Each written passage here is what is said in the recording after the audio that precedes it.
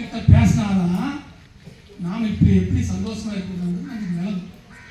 அவங்க அப்படி இருக்கிறவங்க எப்படி பேச முடியும்?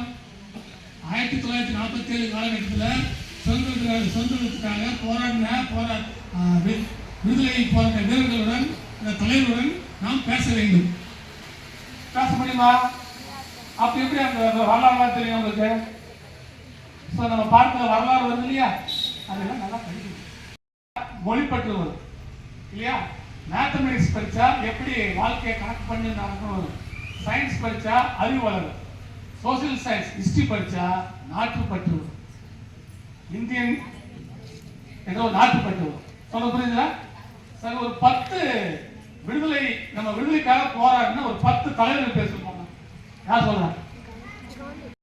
இவன் சொல்ற தலைவர்கள் எல்லாம் நம்ம விடுதலைக்காக போராடினாங்களா இல்லையான்னு நீ செக் பண்ணணும். காந்தி, நேரு, சுபாஷ் சந்திர போஸ்,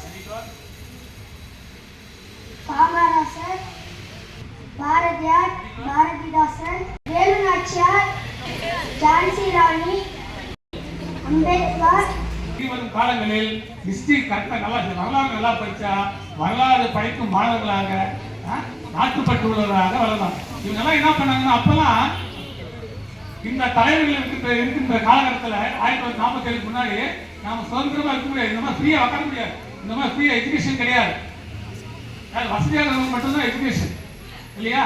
சுதந்திரம்னா பேச்சுரிமை, எழுத்துரிமை, கருத்துரிமை, எந்த உரிமையும் நமக்கு கிடையாது. எல்லாம் ஆங்கிலேயர்கள் என்ன சொல்றாங்களோ அந்த ரூல்ஸ் தான் ஃபாலோ பண்றோம். ஆனா இப்ப அப்படி கிடையாது. நமக்கான சட்டத்தை நாமளே உருவாக்கி வந்த நாள் தான் சுதந்திரம் இல்லையா? சொல்ல புரிஞ்ச சிம்பிளா சொல்லிட்டேன். அனைவருக்கும் மீண்டும் ஒரு முறை சுதந்திர தின நல்வாழ்த்துக்கள்.